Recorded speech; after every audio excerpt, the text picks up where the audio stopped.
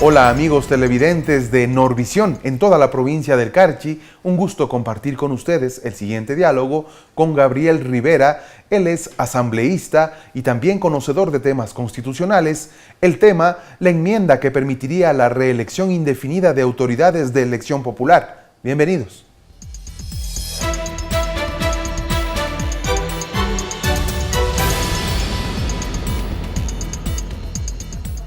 ¿Qué día sale esto?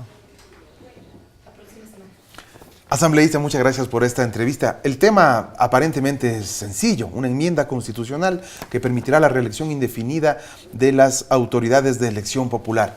Sin embargo, también se habla de una reforma, lo que implicaría una consulta popular, y este planteamiento lo han hecho más bien sectores de la derecha preocupados de una reelección del presidente Correa, quien no ha confirmado su participación. ¿Enmienda o reforma? Muchas gracias por la entrevista. Muy contento de estar nuevamente contigo, Robinson. Un abrazo a todos y todas las amables televidentes. Esa respuesta la tiene que dar la Corte Constitucional. En un sistema concentrado de control constitucional como el nuestro, y donde el órgano de cierre de este control es la Corte, es finalmente ella la que tiene que pronunciarse. Pero yo como abogado y como asambleísta y además como ex asambleísta constituyente, yo le puedo decir cuál es mi criterio y cuál debería ser, quizá poder sugerir, sería demasiado, pero sí puedo expresar mi criterio, cuál es el camino que debe tomar la Corte Constitucional. Nuestro régimen constitucional es un régimen absolutamente inflexible o rígido, como conoce la doctrina, en relación a la reforma constitucional, que tiene que ver con los siguientes temas. Por ejemplo, si usted restringe los derechos, no lo puede hacer a través de enmienda. Si usted cambia la vía de la reforma constitucional, tampoco lo puede hacer a través de enmienda. Si usted altera los elementos constitutivos del Estado, tampoco lo puede hacer a través de enmienda con una mayoría calificada de la Asamblea Nacional. Entonces, y si usted altera la estructura fundamental del Estado, tampoco lo puede hacer. Pero es semirrígido, como conoce la doctrina, en los casos en los que no atañen estos 4 temas que yo le he nombrado a este momento. Entonces, cambiar un periodo por 2 periodos, por 4 periodos o por reelección indefinida, yo no soy partidario de llamarle reelección indefinida. Yo soy partidario de llamarle simplemente reelección y que sea finalmente la ciudadanía la que establezca si es que corresponde o no que un mandatario, ya sea un presidente, un vicepresidente, un alcalde o cualquier dignatario de elección popular, se quede o no en el cargo. Entonces corresponde a la Corte pronunciarse, pero como no tiene los 4 presupuestos que yo le he dicho, restricción de derechos, etcétera, entonces perfectamente se puede hacer a través de una enmienda que lo puede aprobar en 2 debates, que tiene que mediar 12 meses la Asamblea Nacional. Y entonces viene una pregunta y nos dice la derecha, en realidad porque no tienen candidato, porque no tienen alguien que pueda enfrentar a Rafael Correa, ese es todo el problema. Pero entonces nos dicen, no, lo que pasa es que es deficitario democrática, en valores democráticos si es que ustedes no llaman a consulta popular. Esa es la pregunta que nos hacen. Pero lo que pasa es que este mecanismo no es menos o no es más democrático, la enmienda a través de la Asamblea Nacional, porque ese fue un mecanismo aprobado en referéndum por el propio pueblo ecuatoriano. O sea, el pueblo ecuatoriano es el que aprobó ese mecanismo que se puede hacer a través de mayoría calificada. Nos referimos a cuando aprobaron la Constitución de Montecristi. Aprovechando el tema de que también fue constituyente, el tema de la reelección, sé que tuvo uno de los mayores debates dentro de los constituyentes para aprobarlo o no. ¿Qué tan intenso fue?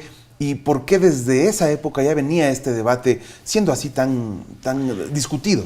Bueno, no solamente en el Ecuador. En América Latina han habido algunos intentos de cambiar constituciones, etcétera. Bueno, y cada pueblo tendrá sus mecanismos, tendrá sus propias realidades.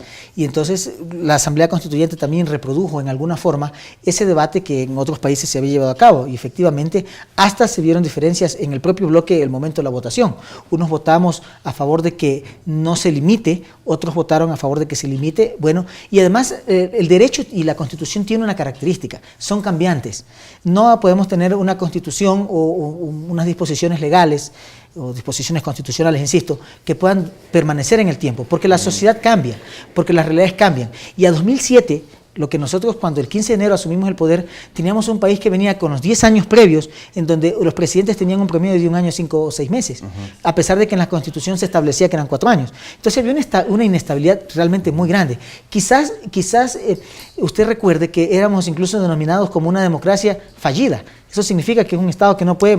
inviable, ¿no es cierto? Decían los estudios norteamericanos. Los estudiosos, ¿no? Entonces decían que era inviable. Entonces llega Rafael Correa, llega la Revolución Ciudadana y tenemos un periodo, el más largo en la historia republicana de estabilidad. Y entonces cambian las condiciones y por lo tanto hoy es la ciudadanía nos pide, cuando vamos a una sabatina, cuando estamos socializando una ley, cuando estamos en el restaurante, llévele el mensaje al presidente que acepte la reelección. Y mucho más los migrantes. Yo tuve la oportunidad de acompañar al presidente de la República España en una ocasión y a República Dominicana en otra ocasión. Además de que en estos países se toma como ejemplo el gobierno ecuatoriano, cuando nos reunimos con la gente que salió justamente por el feriado bancario, por las dificultades que esa inestabilidad generó, encontramos que la gente prácticamente demanda la reelección. Ahora, el tema de la enmienda queda perfectamente claro establecida cuál sería el mecanismo, una mayoría parlamentaria que luego del debate que por más de 14 meses me parece que es... En realidad la Constitución dice un año, ¿no? Un año, y pero luego el segundo debate... Trámite. Sí, no, es que la Constitución dice un año y tendrá que mandatoriamente realizarse dentro de los siguientes 30 días. 30 días. Entonces serían 13 meses básicamente, ¿no? No habría necesidad de una consulta popular. Sin embargo, en el caso de reformas, si fuera una reforma sí necesita una consulta popular. ¿Por qué habría una reforma? Entre los derechos civiles que nuestra Constitución consagra está el de elegir y ser elegido. Le pongo un ejemplo. Esa no es atentar o ir directamente contra un derecho civil el momento en que se plantea la reforma del 144. Lo que pasa es que nosotros no estamos planteando una enmienda que diga no hay elecciones. No, eso no estamos jamás planteándolos nosotros. Nosotros decimos que hay elecciones y que la persona pueda presentarse una ocasión más y el pueblo le dirá se queda o no se queda. Y ahí también, como nosotros somos alfaristas bolivarianos, nos dicen que estamos en contra de lo que dijo Simón Bolívar, ¿no? Que demasiados largos periodos una persona ejerciendo el poder acostumbra a ejercer el poder y al otro a obedecer. Eso no es así porque Bolívar ordenó una indefinida en Bolivia. Sin embargo, hay dos cosas que yo quiero hacer como precisiones aquí.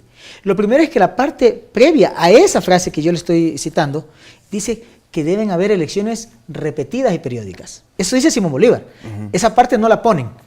Entonces no les conviene. Y segundo, que cerca de, bueno, no recuerdo exactamente, pero 8 años después, Simón Bolívar, estando en Lima, Perú, le manda la Constitución al general Sucre, al mariscal Sucre, y esa Constitución en el artículo 76, esa Constitución, la primera Constitución de la República Boliviana, establecía un presidente vitalicio. Así es. De manera que citar a Bolívar en esto es desconocer y querer utilizar la historia por partes. Y usted sabe que la historia no se puede entender por partes. Pero dicho esto...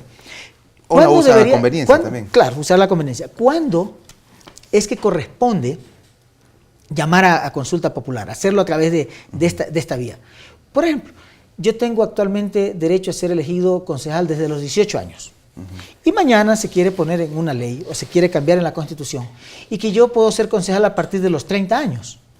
Allí sí hay una restricción de derechos. Entonces no lo puede hacer a través de enmiendas. Usted tiene que hacerlo a través de otro procedimiento establecido en la propia Constitución. O le digo los elementos constitutivos del Estado. Por ejemplo, el territorio. O por ejemplo, la población, el poder político.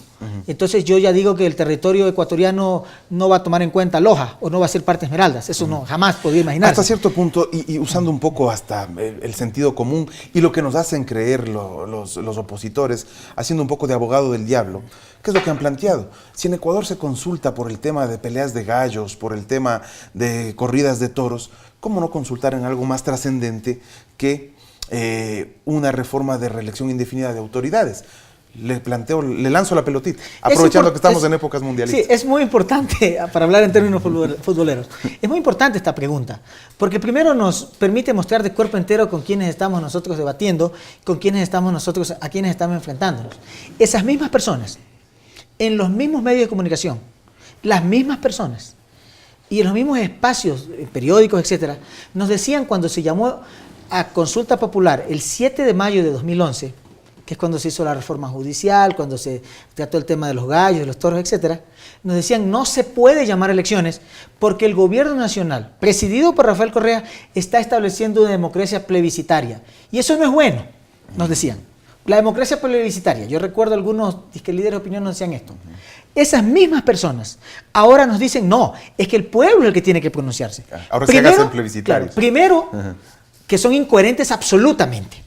Porque ayer nos acusaban de impulsar una democracia plebiscitaria, de ser populistas penales, nos decían, ¿no es cierto? Ya. Ahora nos dicen absolutamente lo contrario, pero no solamente esto, también las condiciones cambiaron. Porque recuerde, pueblo ecuatoriano, recuérdenos quienes nos están viendo, que para entonces el Movimiento País no tenía mayoría en la Asamblea Nacional.